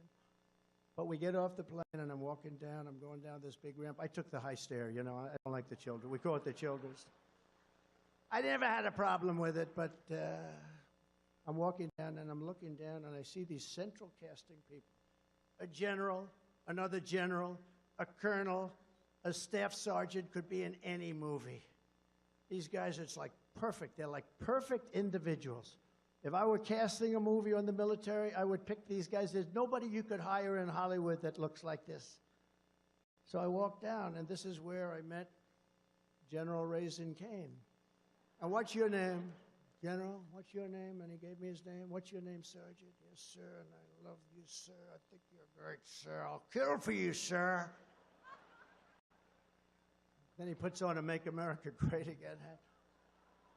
You're not allowed to do that, but they did it. I remember I went into the hangar, and there were hundreds of troops. And they're not supposed to do this, but they all put on the Make America Great Again hat. Right? Not supposed to do it. I said, you're not supposed to do that. You know that. They said, it's okay, sir. We don't care. We don't care. And I met these people, and I said, so what do you think, General, sir? Would you like to rest up? See, this is before Biden. See, if I had Biden, I'd say, I'm not Biden. But we didn't know how bad he would be because we hadn't been tested yet. Sir, I said, he said, would you like to rest up for a little while? Then we'll have a meeting. We're all set. And this place is like all bunkers. No windows, no nothing. It's all bunkers, real stark, but beautiful in a certain way. Billions and billions of dollars that cost many years ago. And I said, no, I'm okay, General. Let's get the business. He was probably surprised. So we started. I say, so General Mattis and all these guys that tell me back in Washington that it'll take 4 or 5 years to defeat. I says, why? Sir, it's not true, sir. It's not true. I said, what's not true? We can do it very quickly. How quickly? 4 weeks, sir. Wait a minute. I was told 4 years, and you might not be able to. Sir, we can have it done in 4 weeks. Why? How? What were they doing? Sir, it's our job as a soldier. When they come in from Washington, they're a higher rank. We respect them. We have to respect them. It's our job. I understood exactly what he was saying. He said, sir, when they come in, they tell us what to do, and we do it. I say, don't you question what this? No, sir, we don't question. They came in, they had a plan, and we said we'd do that plan. What was wrong with the plan? We attacked from way far away, sir, and only one place. It happened to be here. We're hundreds of miles away. By the time the planes got there, they practically had to go back and refuel. I said, what would you do, General? You don't mind if I tell you, sir, do you? He said, I don't mind. I'm waiting to hear. He said, sir, we have auxiliary ports, and we have runways all over the place. They're portables. We call them portables. We put them up faster. We take them down even faster. And they're damn good, sir. What I'd do is I'd hit him from 9 different locations. I'd hit him from the left. Now he's getting excited. I'd hit him from the right. I'd hit him from up top. I'd go right the hell under the damn ground. I almost used the bad. I would have been in trouble with the religious right, but they love me, so I don't care. I would have been a bitch. Please don't do that, sir. I would have been, I was just so proud of myself I was able to stop. But I'd hit him from the left, I'd hit him from the right, I'd hit him from east and west and north and south, sir. They would, sir, they would be over very quickly. I said, well, why didn't they do it before? Because, sir, some of the ports and some of these runways are located in countries where they didn't want to be politically incorrect and use a runway and attack the enemy. And they're savages, sir. Attack them from certain points. I said, so you'd attack them and you'd hit them hard, right? Yes, sir, I'd hit them so hard. And I said, and it would take you 4 weeks, maybe more, maybe less, sir. So I said, you gotta be kidding. I said, I'm gonna go back to Washington and I'm gonna think about this because nobody ever told me about this. He says, sir, we'll have time left over. So I go back to Washington and I call and just spoke once more. Are you sure you can do this, sir? We can do it, sir. I'm telling you this, sir, because we have the greatest military in the world. You know, you see these clowns, these stupid people with Afghanistan. You see these stupid people, Matt, from Afghanistan, the withdrawal, the worst, most embarrassing moment in our lives. They take the military out first. I knew Abdul. I said, Abdul, you'll get hit so hard. 18 months, we didn't have one soldier killed in Afghanistan. I was the one that had it ready. It was enough. 21 years, that was enough. It was ridiculous, but I would have never let Bagram go because Bagram is 1 hour away from where China makes their nuclear weapons. And they let it go. They left at the dark of night. They left the dogs behind, and they left the lights on. And you know who occupies it now? China. So I said, so Raisin, how's it going? I said, sir, just about over, sir. We're going to save a little time, sir. I said, all right, good, call me. So he does his thing. I get a call that ISIS is on the run. The next day I get a call that ISIS is really in bad shape. Next day I get a call that they're surrounded. Next day I speak to somebody and I say, is it really going that well? Sir, it's a miracle. It's not a miracle. It's our military. It's our great military with people that know what the hell they're doing. And they say, sir, we have them now totally surrounded. Most of them are gone, but there's a large group. Just give us the word. Give us the word for what? Don't forget, I had never done this stuff before, you know. I grew up in New York doing real estate deals, really good ones, as you found out. you find out. Even though they want to take as much money as they can away from me. I think we're going to fine him $450 million. Let's give him a fine. Usually get a $500 fine. I get a $500 million fine. These people are sick. It's all part of weaponization, and it can't be allowed to happen. But I said, what are you talking about? We have, sir, a large group, and we're ready to extinguish them. We're ready to send them to hell. I said, we're talking about human beings, naively. She's laughing. We're talking about human beings. No, they're not human. Sir, these are animals. These aren't human beings. These are animals. I said, well, maybe if you fly over them with those incredible, thunderous planes, the greatest planes in the world, maybe you'll shake them up a little bit and they'll surrender, sir. They don't know what a white flag is. I remember that statement. They don't know about surrendering, sir. They're horrible, horrible people, but they are brave.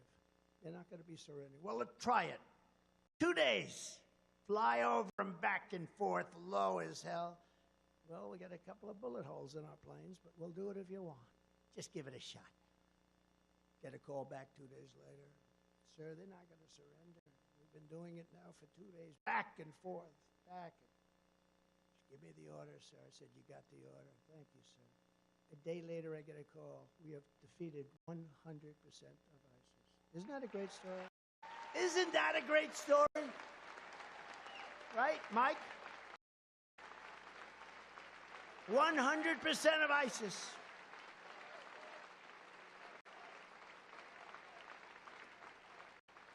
%100% of ISIS is gone.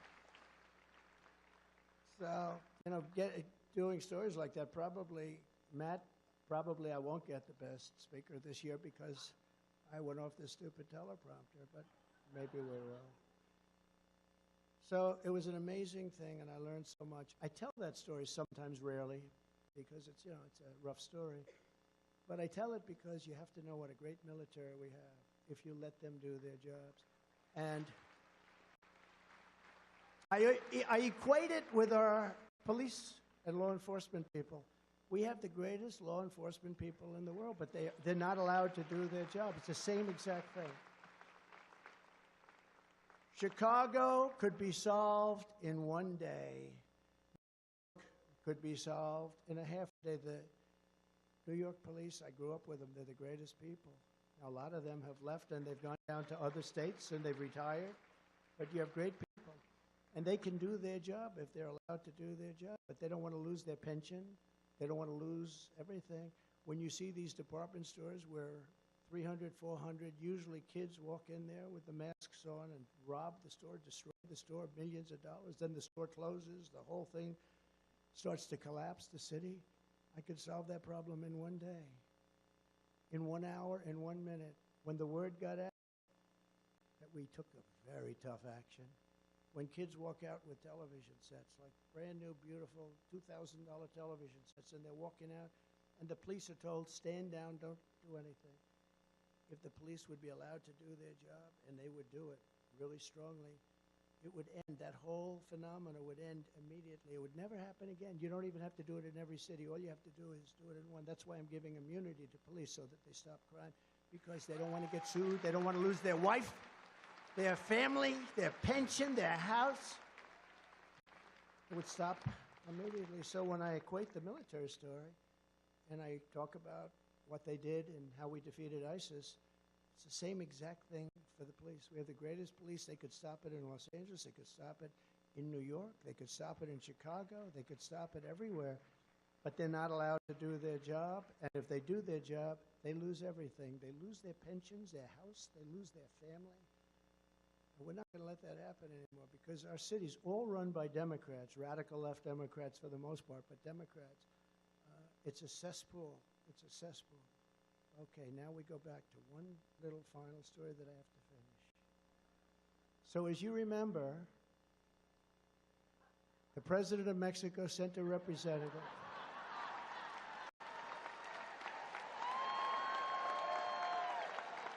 Lou.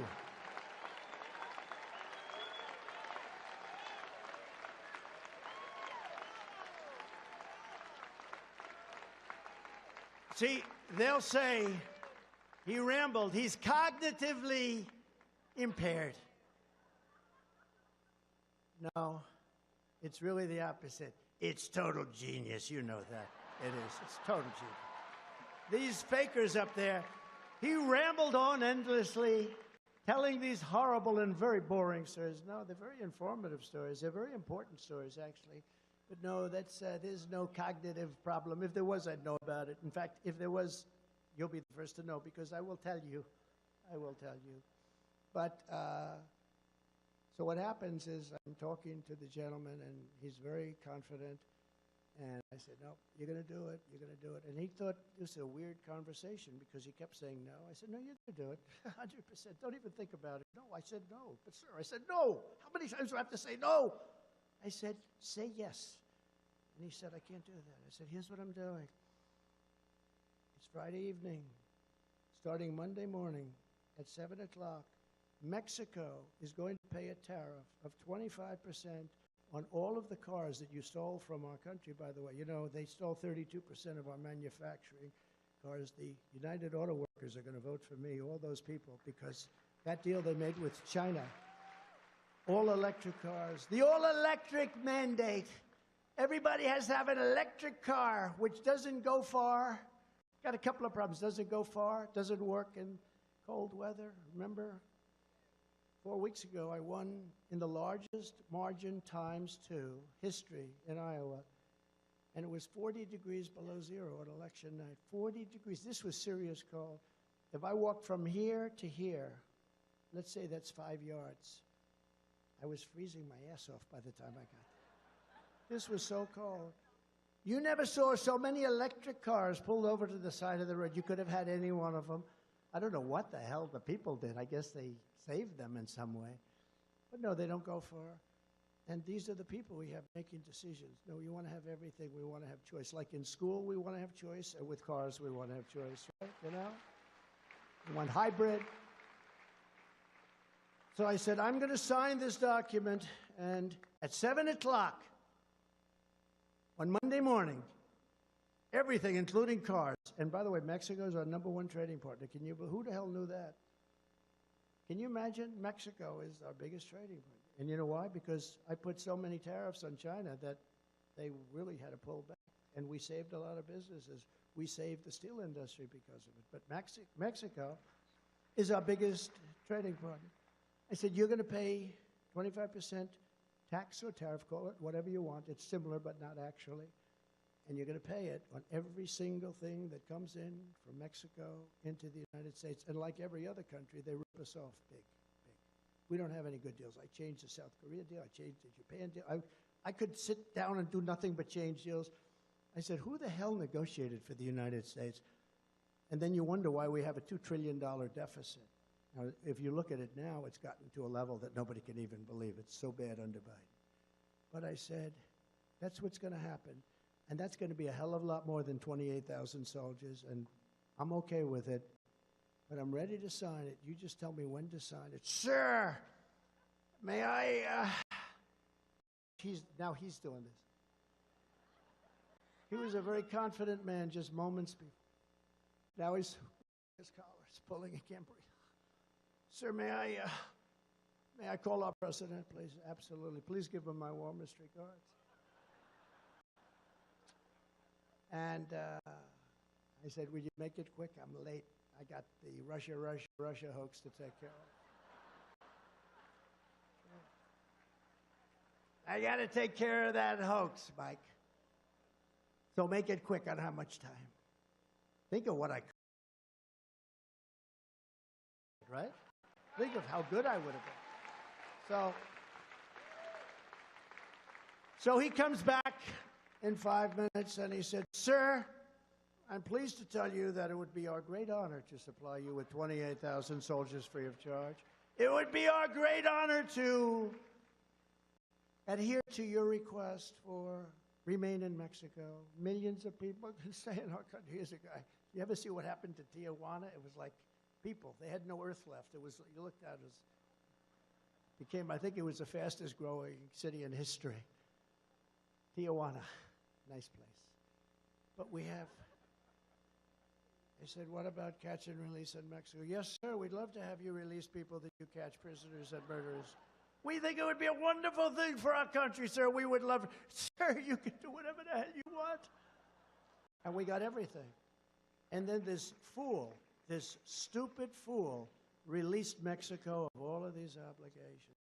And then last week, for the first time, I can't even believe it, I heard Mexico saying we're not going to negotiate with the United States unless they give us $10 billion. These are stupid people.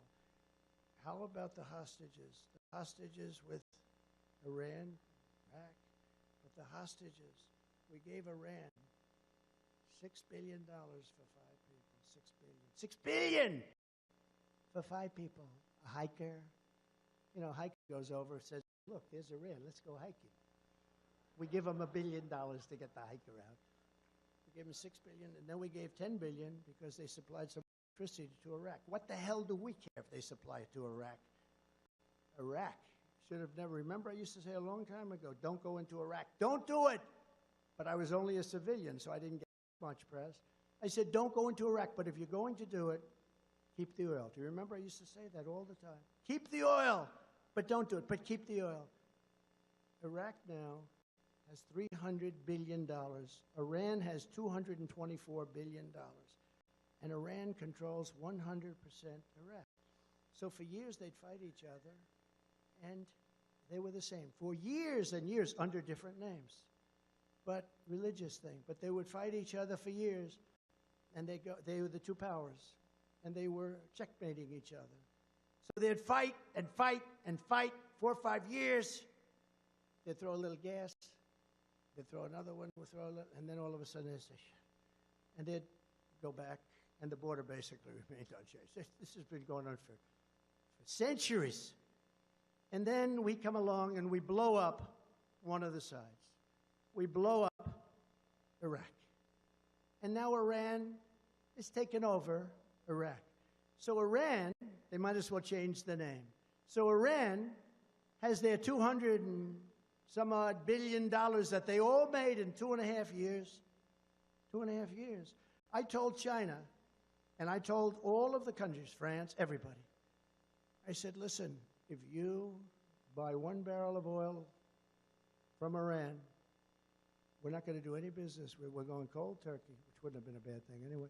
We're going cold turkey. You're not going to do it. And we're going to put a 100% tariff on anything that gets through. And President Xi, I told him this. He said, all right, well, we won't do it. We won't do it. They didn't buy. By the way, they're buying billions and billions of dollars worth of oil right now. But China didn't buy. Nobody bought. Iran was broke. And they had no money for Hamas. And they had no money for Hezbollah. They had no money for anything. They were down to almost nothing. And there were a lot of stories that Iran was unable, and all these terror groups were angry at Iran because they weren't paying them. And the terror groups were all breaking up. If I were president, Israel would have never been attacked. Would have never been attacked. As soon as I was forced out with a rigged election, we can never let that happen again. Don't let it happen again. Don't let it happen again. As soon as I was forced out with this rigged election, Biden took the sanctions off. Iran went back to levels that they've never seen before, more than they've ever done. And now they're rich as hell. They're selling oil to everybody. They're making so much money they don't know what to do. They're a very rich nation. With me, they were broke. They were broke. I remember a Democrat congressman on Deface the Nation a couple of weeks. I think it was Deface the Nation. Ladies and gentlemen, it's Donald Trump on Deface the Nation. It is Deface the Nation because their news is so fake. But he was saying that, well, whether you like Trump or not, he did break Iran. They were broke. They had no money. I said, that's nice of him. He probably, lost his chairmanship or whatever he was. But we did a great job. We did a great job. So what happened is Mexico agreed to all of these things. We took the money out of the military. We built the wall. We had the safest border in the history of our country. The history of our country. And it was very interesting because we built the wall, but a lot of people were coming up at the beginning. Once they saw that I meant business, once they heard some of these stories that I'm telling you right now, they didn't come. They weren't coming. The caravans were much smaller. The people trying to get in was a much easier situation to handle. When you have an idiot like Gavin Newsom saying, if you come up, we're going to give you pension funds, you're going to have pensions, we'll give you a mansion. Do you ever see the things that he's promising? Free health care, free education. Who the hell wouldn't? I may move there myself, actually. No, but people all over the world are hearing this, that California, look, a lot of people think Gavin Newsom is going to run. In a certain way, I hope so. I hope so. Because he's destroyed California. He's destroyed it. But he's got a hell of a line of crap. I watched him on Sean Hannity, who's a good man, Sean. Sean, we love you very much, Sean, if you happen to be watching, which you will. But he was on Sean Hannity. He was saying, no, California's never done better, we got to do this, we're doing that. I'm saying, wait a minute, the place is failing. They don't have water. They're notifying people in Beverly Hills you can only use 40 gallons of water. They don't have water. By the way, they could have so much water. I had it all set. All of the federal government approvals were done. All he had to do is sign a little piece of paper. And I won't let him get away with that again, because he had to sign one piece of paper, and water would be pouring down from up north, pouring down from Canada. It comes down, the artificial veins and the natural veins where the water poured down.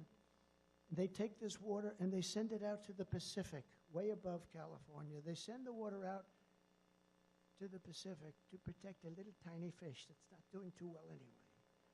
And people don't have water, and the farmland is barren. You go down, it's best land there is in the whole country. They can't farm it because they have no water. And it's true. In Beverly Hills, you pay a fortune in taxes. They say you can only brush your teeth once a day. Who the hell wants to mean you can't use too much water on your hair? That would put me out. I would not want to be. They put restrictors on showers. They put restrictors on faucets. You buy brand new faucets. Aren't they beautiful, darling? Oh, yes, look at that beautiful brass faucets. They're so beautiful. Let's try them. Oh, shit, no water's coming out. Drop. It drops out. You turn on the shower. I'm going to take a shower tonight. My hair's going to look better than it ever looked. I get that whole deal ready. I'm all set to go. Turn on the shower. Ding. Ding. No. And they have so much water. I said to some of our great congressmen that asked me to help them with a problem up in that area, up north in California, I said, I see you have a drought. They said, no, we don't have a drought. We have so much water, you don't know what to do. But they send it out to the Pacific. We're not going to let them get away with that any longer. It's ridiculous. It's ridiculous. And frankly, I believe, I gave a speech up there. We had like 100,000 people show up. I said, what the hell is going on over here? I always hear Republicans can't win. California, you can't win. I will tell you, if God came down and God was the vote checker, I believe we would win California. I think it's so crazy. They send out 36 million ballots, get sent out to people unknown. They're sent out all over the place. How many people from California know people that got 6, 7, 8 ballots, okay? Our elections are so corrupt. I think we'd do very well. I think I would do very well in California, actually. And I think I would do well in a lot of places because it's common sense. Remember, not conservative. It's common sense. I'm conservative. But the words are common sense. Our country is run by people that are destroying it. We're not going to let it happen again. We're going to have a great military. We're going to have a great... Everything in our country is going to function properly again. It's going to function well. We're going to be respected all over the world. We're going to be respected like we've never been respected before. And it won't take long. It's like Orban said from Hungary, put Trump back in, and the whole world is going to be fixed. He said that very strongly. Put Trump back in. What do you do?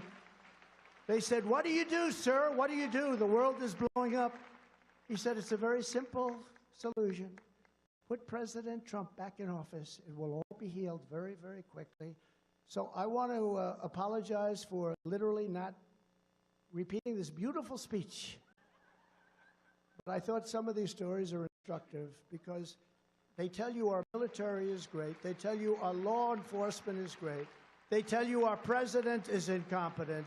They tell you a lot of things, some of which you knew and some of which you didn't know. So now I'm going to the place I'm supposed to be. I'm going to South Carolina. I'm supposed to be there. And if I do poorly, I'm going to blame Mercedes. Forget about that. I'm going to blame Mercedes. Because I am supposed to be there, and I'm not there. And if I do poorly, I'm blaming everybody in this audience, but I think we're going to do okay. And I just want to thank everybody. And ladies and gentlemen, for those of you from a beautiful place called South Carolina, go out and vote right now, please. Get in those cars and drive fast. I'm going to leave you with this one final message. We're going to win the election. We're going to win it big. We're going to win it bigger than ever before. We're going to do things that nobody believed. It's going to be more important even than 2016. We are going to make America great again. Thank you. Thank you very much, everybody.